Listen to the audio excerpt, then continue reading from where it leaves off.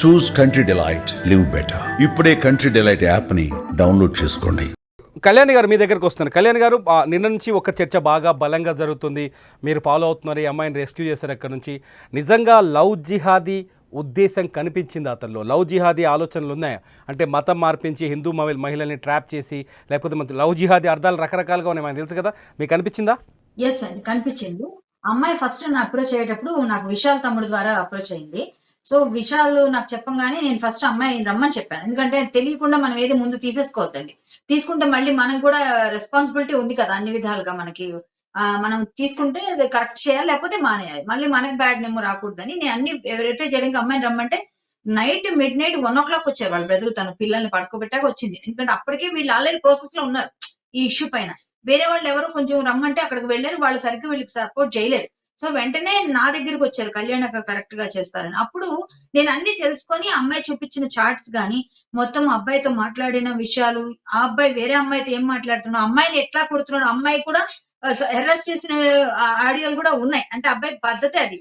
So అది కాకుండా అమ్మాయిని కూడా ఎస్, ఆ అమ్మాయి కూడా ఫేక్ సర్టిఫికేట్స్ ఉన్నాయి. ఫేక్ సర్టిఫికేట్స్ ప్లస్ ఇవన్నీ చెప్పి మొత్తం పాకిస్తానీ అని చెప్పంగానే ఇంకా నాకు చాలా కోపం వచ్చింది. ఫస్ట్ ఆఫ్ ఆల్ పాకిస్తానీ తనని అమ్మాయికి తెలుసా? ఆ అమ్మాయికి తెలియదు అనుకుంటా, మరి మాకు తెలియదు ఆ విషయం. ఆ అమ్మాయిని అడగాలి. సో అమ్మాయిని అది మళ్ళీ మళ్ళీ మనం ముందుకు వస్తే అమ్మాయి దగ్గరకు వస్తాము. ఇప్పుడు ఏమైందంటే ఈ అమ్మాయి ఎప్పుడైతే వచ్చిందో నెక్స్ట్ డే మేమంతా ప్రాసెస్ చేద్దాము, మనం ఖచ్చితంగా రెడ్ హ్యాండెడ్ పట్టుకొని పోలీసులకు అప్పచెప్తేనే ఇదంతా బయటకు వస్తుంది, లేకపోతే మనల్ని పక్కన పడేస్తాడు అబ్బాయి అని చెప్పేసి మేము ప్లాన్ చేసుకుందాం కదా. మొత్తం అంతా నేను చూసాక నేను సపోర్ట్ చేస్తానమ్మా నీకు అని చెప్పాను. చెప్పి నేను పోలీసులకు కాల్ చేశాను విపరీతంగా. అన్ని స్టేషన్స్ కి కాల్ చేశాను. అయితే అక్కడ వచ్చిన ప్రాబ్లం ఏంటంటే ఈ జోనర్ కాదు, ఆ జోనర్ కాదు, ఇది కాదు, అది కాదని చాలా వరకు మాకు స్ట్రగ్లింగ్ అయింది. స్ట్రగ్లింగ్ అయినా మేము లాస్ట్ కి మాకు ఖైరతాబాద్ ఏసీపీ గారు ఉన్నారు కదా, సంజయ్ సార్, ఆయన సపోర్ట్ బాగా చేశారు. ఆయన ఒక అమ్మాయి ఈ అమ్మాయితో మాట్లాడి ఈ అమ్మాయికి చెప్పారు అన్ని విధాలుగా, మీరు ఇట్లా ఇది పెద్దది అవుతుందమ్మా, మీరు కొంచెం ఆగండి, మేమే వస్తామని చెప్పారు. అప్పటికి మేము ఆగాం. వాళ్ళు వచ్చిన తర్వాతనే ఆగి అన్ని చెప్పి మేము పోలీసుల త్రూనే వెళ్తామని చెప్పి మొత్తం ప్లాన్ చేసుకున్నాం. నేను విషయాలు మేమంతా కలిసి ప్లాన్ చేసుకొని వాళ్ళు అక్కడ లోపల ఉన్నారని కన్ఫర్మ్ చేసి కార్లు చూసిన తర్వాత పోలీసుకి కాల్ చేసాం. అప్పుడు కూడా ఇంకా బంజారా హిల్స్ వాళ్ళు రాలేదు. బంజారా హిల్స్ తర్వాత 100కి ఫోన్ చేసాము, స్టేషన్ చేసాము. ఏసీపీ గారు వాళ్ళు ఏదో మీటింగ్ లో ఉండొచ్చు, maybe August 15th next day. So ఆ పనుల్లో కూడా వాళ్ళు బిజీ ఉండొచ్చు. తర్వాత మేము చేసాం. మళ్ళీ వాళ్ళు ఫ్రీ అయినాక వాళ్ళు కాల్ చేస్తే అప్పటికి మేము అక్కడ రెడీగా ఉన్నాం అనమాట. సార్ మేము లోపలికి వెళ్ళాం, మీరు వస్తేనే వెళ్తామని చెప్పి మేము క్లియర్ గా చెప్పాము. అప్పుడు సిఐ గారు వచ్చారు. వచ్చిన తర్వాత కూడా ఈమెను లోపలికి తీసుకెళ్తే అప్పుడు రెడ్ హ్యాండెడ్ గా పట్టుకున్నాక మొత్తానికి ఇష్యూ అంతా తెలుసు, మీకు మేము పట్టుకున్నాము, అప్పచెప్పాము, బంజారా హిల్స్ పిఎస్ కి హ్యాండ్ ఓవర్ చేసాం. హ్యాండ్ ఓవర్ చేసిన తర్వాత బంజారా హిల్స్ పోలీస్ ఏం చేయాలి, కన్సర్న్ పోలీస్ స్టేషన్ పంపించాలి, ఇక్కడ మా జ్యూరిడిక్షన్ కాదు అంటే, లేకపోతే వాడిని ఎక్కడో దగ్గర వాడిని అరెస్ట్ చేయాలి ఫస్ట్, అమ్మాయిని అబ్బాయిని. కానీ ఆ తర్వాత లంగరౌస్కి వెళ్ళమని చెప్పారు. మేమంతా లంగరౌస్ పోలీస్ స్టేషన్కి వెళ్ళిపోయాం. మిడ్-నైట్ వెళ్ళి మేము కంప్లైంట్ ఇవ్వడానికి వెళ్ళాం. కంప్లైంట్ ఇవ్వాలి కదండి, ఎంత రిటర్న్ గా ఎక్కడెక్కడో ఇచ్చినా కూడా మేము ఒకటి లీగల్ గా చేసుకోవాలంటే. మేము రిటర్న్ గా 3 గంటల దాకా నైట్ మేము కంప్లైంట్ రాసి అక్కడ వెయిట్ చేసాం. ఎవరు రాలేదు. మేము అడిగితే ఎక్కడో దగ్గర ఉన్నారులేండి అన్నారు. సో ఇలా ఎలా అవుతుంది సార్, ఇక్కడికి రాకుండా ఎక్కడికి వెళ్ళారు, ఇక్కడికే వచ్చారని చెప్పారు అంటే, కట్ చేస్తే ఈ అమ్మాయి వాళ్ళ పిల్లలు ఉన్నారు కదండి, ఇంటికి వెళ్ళి పిల్లలు సేఫ్ కాదు, తీసుకొచ్చేయాలి, వాళ్ళ ఫ్యామిలీ అంతా మళ్ళీ ఏమైనా థ్రెట్ అవ్వచ్చు అని చెప్పేసి వాళ్ళ ఇంటికి వెళ్ళామండి. వెళితే వాడు అక్కడ వాకింగ్ చేస్తున్నాడు. ఆ పిల్లల కోసం మేము వెళ్ళినందుకు 3 గంటలకి 3:20 అవుతుంది ఆ టైంలో మళ్ళీ మేము క్యాచ్ చేసాం అతన్ని. మళ్ళీ మాతో పాటు మేము లంగరౌస్ పిఎస్ వాళ్ళని అడిగి మేము కొంచెం రిక్వెస్ట్ చేసాం, మీరు ఎవరైనా ఒక పోలీస్ వాళ్ళని పంపించండి, ఎందుకంటే అక్కడ ఏమైనా గొడవ కూడా కావచ్చు అని చెప్పేసి తీసుకెళ్ళాం అనమాట. ఆ పెట్రోలింగ్ వ్యాన్ లో మళ్ళీ ఎక్కిచ్చేసాం అనమాట వాడిని, పట్టుకొని రెడ్ హ్యాండెడ్ గా అక్కడ దొరికాడు మాకు. మళ్ళీ దొరికితే లంగరౌస్ లో మేము పెట్టించేసి మీరు అడిగారా కళ్యాణ్ గారు, అతను కలిసినప్పుడు అతను మీ దగ్గరికి వెళ్ళారు కదా, మీరు పాకిస్తానీ కదరా భయ్, నువ్వు ఎట్లా ట్రాప్ చేశారు ఈ అమ్మాయిని, అసలు ఏం చెప్తాడు? ఎఫ్ఐఆర్ లో మేము అక్కడ పోలీస్ వాళ్ళకు కూడా ఒక సర్టిఫికేట్ వాళ్ళు తీసారండి. ఆ సర్టిఫికేట్ ఏంటి, మన సిటిజన్షిప్ వచ్చిన సర్టిఫికేట్ ఉంది. సిటిజన్షిప్ వచ్చిన సర్టిఫికేట్ మీద ఉందా అది అండి. సిటిజన్షిప్ అది వచ్చిన సర్టిఫికేట్ లో ఏమనుందంటే ప్రీవియస్ నేషనాలిటీ పాకిస్తానీ అని. దానిలో నేషనాలిటీ ఏంటి అన్నప్పుడు నువ్వు పాకిస్తానీ అని రాసి కరెక్ట్ గా వచ్చింది. ఎప్పుడు వచ్చింది, 18 లో వచ్చింది. ఈ అమ్మాయిని పెళ్లి చేసుకుంది ఎప్పుడు అంటే 16 లో. చూడండి ఇక్కడ క్లియర్ గా మీకు జూమ్ చేస్తే కూడా పాకిస్తానీ అని ఉంటుంది. ఇవ్వండి పాకిస్తాన్, ఇక్కడ ఉంది, క్లియర్ గా ఉంది పాకిస్తాన్ అని. మీకు ఇస్తాను అది నేను సర్టిఫికేట్. సో దానిలో ప్రీవియస్ నేషనాలిటీలో పాకిస్తానీ అని వచ్చినప్పుడు మేము క్వశ్చన్ చేసామన్నమాట. క్వశ్చన్ చేసి మనకి ఎఫ్ఐఆర్ లో కూడా ఇండియన్ అని రాశారు. నేషనాలిటీ అనగానే మేము అది ఆపాం. విషయాలు మేము ఐడెంటిఫై చేసి అడిగితే అక్క ఇది ఇట్లా ఉంది, వెంటనే ఆపాం. సార్ ఇండియా అని రాస్తే వాడిని మనం యాక్సెప్ట్ చేస్తాం, మన ఎలిగేషనే పాకిస్తానీ నుంచి వచ్చాడని ఉన్నాడు, ప్లస్ మన అమ్మాయిని లవ్ జిహాద్ చేశాడు. ఇన్ని జరిగినప్పుడు మరి ఇది ఎట్లా సార్ అని అడిగితే అవునమ్మా కరెక్ట్ ఐడెంటిఫై చేశారని ఇమ్మీడియట్ మళ్ళీ పాకిస్తాన్ నేషనాలిటీ అది పెట్టారు. ఎందుకంటే త్రూ ముందు వచ్చిన సర్టిఫికేట్ లో ఉండడం వల్ల. అంటే మన దగ్గర అన్ని క్లియర్ గా ఉన్నాయి. వాడు ఖచ్చితంగా క్లియర్ లవ్ జిహాద్ అండి. ఎందుకంటే ఇక్కడ వచ్చినాక ఈ అమ్మాయి కూతురున్న అమ్మాయిని మెల్లగా ఏదో విధంగా ట్రాప్ లో లాగి లోలో ఉన్నప్పుడు, చాలా ఇబ్బందిలో ఉన్నప్పుడు, అమ్మాయి లోగా ఉంటారు. ఆ టైంలో అమ్మాయికి డైవోర్స్ అయ్యి చాలా ఇబ్బందిగా ఉన్నప్పుడు పట్టేశాడు వాడు. పట్టి అమ్మాయిని ఎలాగోలాగి ఎర్రగా బుర్రగా ఉన్నాడు. సో ఈ అమ్మాయి కూడా పడిపోయింది. ఎందుకంటే మరి ఆటోమేటిక్ వాళ్ళు ట్రాప్ చేస్తారు, అట్లా ట్రాప్ చేశారు. ట్రాప్ చేసిన తర్వాత ఇమ్మీడియట్ ఏమైంది, ఈ అమ్మాయిని పెళ్లి చేసుకుంటే వాడి సర్టిఫికేట్ వస్తుంది. వాళ్ళకి కావాల్సిందే అది. వాళ్ళ మదర్ పని అది చేసింది, వీళ్ళు అదే పని చేశాడు. సో ఈ అమ్మాయిని పెళ్లి చేసుకున్నాక 18 లో వచ్చింది. ఇవ్వండి ఇందులో క్లియర్ గా ఉందన్నమాట. ఇది అప్లై చేశాడు వాడికి వచ్చింది సిటిజన్షిప్. ఇది దీనిలో ఉందన్నమాట. ప్రీవియస్ నేషనాలిటీ అంటే పాకిస్తాన్ అని. మళ్ళీ దోహానో ఎక్కడో ఖతారో సంథింగ్ ఎక్కడో సౌదీలో ఇది వాడు అక్కడ పుట్టినట్టు అని ఉన్నాయి. మరి పాకిస్తాన్ సిటిజన్ అక్కడ పుట్టిండు అనుకోండి సార్, ఏదైనా పాకిస్తాన్ సిటిజన్ పక్కనే, ఇక్కడైతే పుట్టలేదు కదా ఇండియాలో, ఇక్కడైతే కాదు కదా. క్లియర్ గా వాడు ఇండియన్ కాదని అర్థమైంది కదా.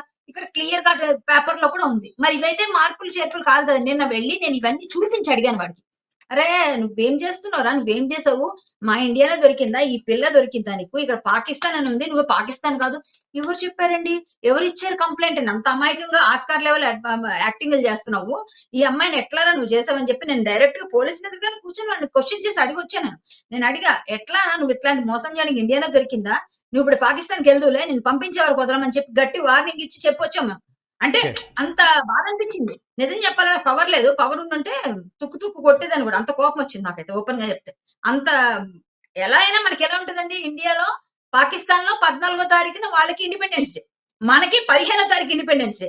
14వ తారీఖున ఆ పాకిస్తాన్ మనం పట్టుకున్నాం ఈ పిల్లల విషయం రెడ్ హ్యాండెడ్ గా. అదే రోజు వాడికి ఈ అమ్మాయి స్వాతంత్రం వచ్చింది 15 అనుకోండి, 14 పట్టుకుని నేను అప్పచెప్ప పాకిస్తాన్ కి పార్సిల్ చేయడానికి అప్పచెప్పాం. అంటే చెప్తున్నా ఇంత పెద్ద కుట్ర. 5 మెంబర్స్ వచ్చేసారు. మదర్ చూడండి మళ్ళీ ఫ్యామిలీ ఏమంటారు? మీరు వచ్చినప్పుడు వాళ్ళ ఫ్యామిలీ మెంబర్స్ వచ్చి ఉంటారు కదా, వాళ్ళ ఫ్యామిలీ మెంబర్స్ ఏమంటారు? ఎవ్వరు రాలేదండి. వాళ్ళిద్దరు తమ్ముళ్ళు వచ్చారు, వాళ్ళని తీసుకొచ్చారు. ఒక తమ్ముడు వచ్చాడు, వాడికి ఒక్కడికే పాస్పోర్ట్ ఉంది. సార్ ఒక్క చిన్న డౌట్ నేను అడుగుతా. ఇప్పుడు వాడికి కనీసం 30 సంవత్సరాల దగ్గర ఉన్నాయి అనుకుంది. 30 సంవత్సరాల్లో మామూలుగా మన ఇండియన్స్ ఎవరైనా పాస్పోర్ట్ రాదండి? పాస్పోర్ట్ చేసుకోమని పాస్పోర్ట్ చేయించుకుంటాం కదా, 10 years బేబీ కూడా చేయిస్తాం, పుట్టిన పిల్లలు కూడా చేయిస్తాం. సో పాస్పోర్ట్ లేదు ఇప్పటిదాకా. సో అది కాకుండా వీడు ఒక్కడికి ఇక్కడ సిటిజన్షిప్ వచ్చింది, ఇంకా వాళ్ళ మదర్ కి, సిస్టర్ కి, బ్రదర్ కి ఇంకా రాలేదు. ఓటు హక్కు కూడా సంపాదించారు ఫోన్ లో, చాలా మామూలుగా అందరి దగ్గర వీళ్ళందరికీ. సో ఇంత ఫేక్ డాక్యుమెంట్స్ తో ఓటు హక్కును సంపాదించారు. మన వాళ్ళు కూడా పట్టుకోవాలి, ఎవరు ఇచ్చారు, ఏ రాజకీయ నాయకులు సపోర్ట్ చేశారు, ఏ అధికారులు సపోర్ట్ చేశారు. ఇలాంటి వాళ్ళని మనం పెట్టుకుంటే వీళ్ళు స్లీపర్ సెల్స్ కాదని ఏంటి నమ్మకం? మన దేశానికి భద్రత ఉందా? దేశానికి ఎంత ప్రాబ్లం? లవ్ జిహాద్ ఒక కోణం, స్లీపర్ సెల్ కూడా కాకూడదని ఏమన్నా ఉందా? వాళ్ళ మదర్ ఎలాంటి, మళ్ళీ ఇక్కడ పెళ్లి చేసుకుంది ఎందుకు? ఇండియన్ సిటిజన్స్, మళ్ళీ 2 పిల్లల్ని కంది. అంటే వాళ్ళ పని అది. 10 మందిని కనకపోతే వాళ్ళకి మనశ్శాంతి ఉండదు. ఫస్ట్ ఆఫ్ ఆల్ 10 మందిని కనాలి మినిమం. ఇదేం పద్ధతి సార్? ఇలా ఈ పిల్ల ఇంకా ధైర్యం చేసి బయటకు వచ్చింది, ఏ సూట్ కేసులో దొరకలేదేమో ఇంకా మనకి, బాగానే మంచిగా వచ్చింది. చాలా చాలా బాధ అనిపిస్తుంది కదండి ఇట్లాంటివన్నీ చేస్తుంటే. కాబట్టి మేము రైట్ ఫైట్ చేస్తున్నాం, వాళ్ళు పార్సల్ చేయాలి పాకిస్తాన్ అంతే. విశాల్ మీకేం కనిపించింది మొత్తం మీ అమ్మాయి కీర్తి కథ విన్న తర్వాత? మీరు మొట్టమొదటి వెళ్ళారా, మీకేం కనిపించింది మొత్తం అక్కడ? మీకు వాళ్ళ బిహేవియర్ కానీ ప్రవర్తన కానీ చూస్తే మీకు ఏమనిపించింది? సార్ ఇది 100% స్టార్టింగ్ నుంచి కూడా నాకైతే ఒక లవ్ జిహాద్ ట్రాప్, దాంతో పాటు ఇది కన్వర్షన్ ట్రాప్, ఇదైతే 100% కనిపించింది సార్. దాంతో పాటు ఇటు పాకిస్తాన్ కూడా ఏదైతే ఈ పాకిస్తానీ సిటిజన్షిప్ ఎక్కడైతే ఉన్నాడు కదా ప్రీవియస్, అది హైడ్ చేయడం అనేది చాలా పెద్ద ట్రాప్ అని మేము అనుకుంటున్నాం. ఎందుకంటే సిటిజన్షిప్ గురించి అని ఉండొచ్చు, లేదు అంటే Pakistani citizen, previous Pakistan citizen ఇక్కడ వచ్చేసి ఒక స్లీపర్ సెల్ లాగా కూడా ఉండొచ్చు, ఇక్కడ ఇన్ఫర్మేషన్ అక్కడ ఇవ్వచ్చు, విఐపి మూమెంట్స్ క్యాప్చర్ చేసి ఇవ్వచ్చు. ఇప్పుడు మన దగ్గర జరిగే ఏదైనా ఈవెంట్స్, పొలిటికల్ ఈవెంట్స్ కానివ్వండి, ఇప్పుడు 15th August republic day events కానివ్వండి, ఏదైనా ఈవెంట్స్ ఉండొచ్చు, అట్లాంటి ఈవెంట్స్ సంబంధించిన డేటా కూడా ఇక్కడ నుంచి అక్కడ ఇవ్వచ్చు, వాడు ఏదైనా చేయొచ్చు. అట్లాంటి ఇప్పుడు ఎందుకంటే ఆయన పాకిస్తాన్ నుంచి వచ్చిన వాళ్ళు అంటే వాళ్ళకి 100% పాకిస్తాన్ లో లింక్స్ ఉంటాయి, పాకిస్తాన్ లో వాళ్ళకి తెలిసిన వాళ్ళు ఎవరో ఒకరు ఉంటారు, వాళ్ళు ఇక్కడ నుంచి అక్కడ ఇన్ఫర్మేషన్ కూడా పాస్ చేస్తుండొచ్చు. సో ఇది ఓన్లీ ఒక లవ్ జిహాద్ అనే కాకుండా నేషనల్ సెక్యూరిటీ విషయం కూడా ఉంది sir. Internal security of the nation కూడా మేము అనుకుంటున్నాం. ఎందుకంటే వీడు వీన్ సిటిజన్షిప్ గురించి వీడు అప్లై చేసినప్పుడు ఆక్యుపేషన్ అనేది స్టూడెంట్ అని ఉంది, ఏదైతే వీన్ లెటర్ 2018 లో వీడు వచ్చినప్పుడు. కానీ వాడు 2010 నుంచే వాడు వర్కింగ్ ఉన్నాడు కదా. మరి 2010 నుంచి వర్కింగ్ ఉన్నప్పుడు వాడు గవర్నమెంట్ తోని అబద్ధాలు చెప్పి గవర్నమెంట్ ని చీట్ చేసినట్టే కదా. అంటే గవర్నమెంట్ ని చీట్ చేసిండు అంటే అది కూడా చాలా పెద్ద నేరమే కదా. సో ఇవన్నీ చూస్తే మేము కూడా అనుకుంటున్నాం ఇది 100% వీడు కావాలనే ఇండియన్ సెక్యూరిటీ సంబంధించిన ఇష్యూ కూడా మేము అనుకుంటున్నాం. వాడు ఉండే area langar house, near by అంతా డిఫెన్స్ కాలనీస్ ఉంటాయి. అంటే ఇక్కడ సైడ్ అక్కడ సైడ్ అంతా ఆర్మీ వాళ్ళు ఎక్కువ ఉంటారు. సో వాడు ఏదైనా కుట్ర చేసి కావాలని అక్కడ ఉండేసి అక్కడ నుంచి ఏదైనా ఇన్ఫర్మేషన్ కూడా తీసుకోవచ్చు.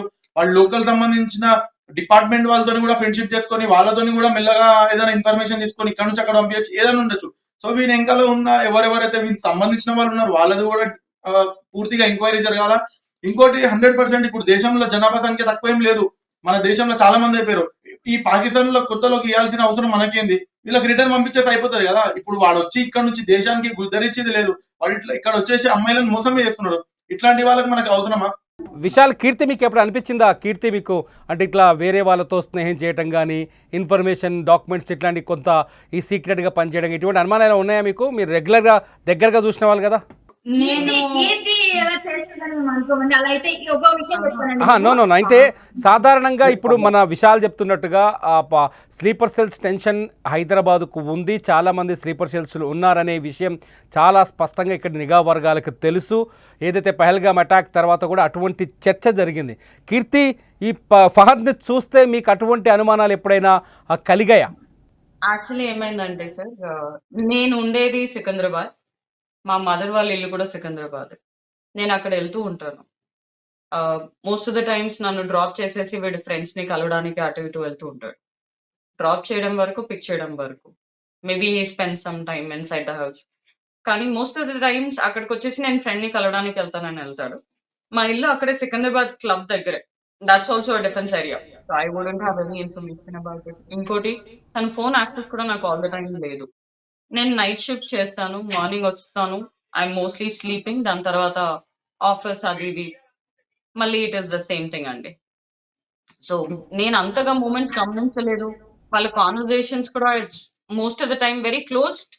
వాళ్ళ బ్రదర్స్ మాట్లాడుకుంటారు, లేకపోతే వాళ్ళ బ్రదర్స్ కానీ వాళ్ళ అమ్మ కానీ వాళ్ళ కాన్వర్జేషన్స్ జరుగుతుంటాయి. మనం అక్కడ కూర్చునేటప్పుడు మన ముందు ఎలా ఓపెన్ గా మాట్లాడతారు. జస్ట్ మెకానికల్ లైఫ్ లా గడిపారు అంతే. ఇంకా అంటే ఇది పాకిస్తాన్ సిటిజన్షిప్ మీద దీనిపైన ఫైట్ చేయడం కానీ చేయబోతున్నారా మీరు విశాల్ కలిసి? విశాల్ 200% చేస్తాం. ఎందుకంటే మేము భారతీయులం, భారతదేశం మన మాతృభూమి అని మేము ప్రతిజ్ఞ చేశాము చిన్నప్పుడే. అది కాకుండా ఇప్పుడు ఇలాంటి వెధవలందరూ వచ్చి మన దేశానికి ముప్పు ఎక్కడి నుంచి వస్తుందో తెలియదు.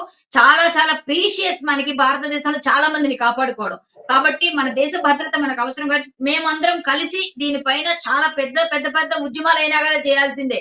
వాడు వెళ్ళిపోవాలి ఎక్కడి వరకైనా. ఇంకా ఎంతమంది ఉన్నారు, ఏం జరుగుతోంది అన్ని కూడా మేము లోతుగా మేము కూడా పరిశీలన చేస్తామండి. మా వరకు మేము ప్రతి అఫీషియల్ కలుస్తాము, ఏమేం చేయాలి అన్ని ఇస్తాము, రిప్రజెంటేషన్ ఇస్తాము. మా వరకు మేము ఏం సేకరిస్తామో వాళ్ళకి సపోర్ట్ చేస్తాం. కన్ఫర్మ్ గా మేము చేస్తామండి. లీగల్ ఫైట్ కూడా చేస్తాం దీనికోసం ఖచ్చితంగా. Right thank you Kalyani garu, thank you Vishal. Keerthi, all the best అమ్మా. ఎందుకంటే మీరు బతికి బయటపడ్డారు. నిజం చెప్పాలంటే ఒక నరకం నుంచి బయటకు వచ్చారు. హ్యాపీగా ఉండండి అని కోరుకుంటాం. అంతకుమించి ఇప్పుడు చెప్పేది ఏమీ లేదు. ఫైట్ అయితే చేయండి. ఒక్క విషయం తిరుమల గారు, వీళ్ళు ఇక్కడ ఈ ఫ్యామిలీలో కొంతమంది ఓటింగ్ కూడా చేస్తున్నారు. ఇండియాలో ఎలా చేస్తున్నారు, ఓటింగ్ కూడా ఎవరిచ్చారు ఓటు హక్కు, ఇది కూడా తీయాలండి. ఇది నేను ఖచ్చితంగా మనం దీని గురించి కూడా మేము అన్నీ తీస్తాం. రైట్ ఈ విచారణలో అన్నీ బయటకు వస్తుండొచ్చు. అది మొత్తానికి ఇది ఒక పాకిస్తానీ హైదరాబాదులో యథేచ్ఛగా స్వేచ్ఛగా తిరుగుతున్న సంఘటన ఒక పెళ్లితో బయటపడింది. కీర్తి అనే ఒక విక్టిమ్తో బయటపడింది. మీరు ఈ పాకిస్తానీని ఏం చేయాలని కోరుకుంటున్నారు, మీరేమనుకుంటున్నారో ఈ వీడియో కింద కామెంట్ చేయండి. చూస్తూనే ఉండండి అప్డేట్స్ కోసం సుమన్ టీవీ డిజిటల్ లైవ్, అట్లాగే సుమన్ టీవీ లైవ్.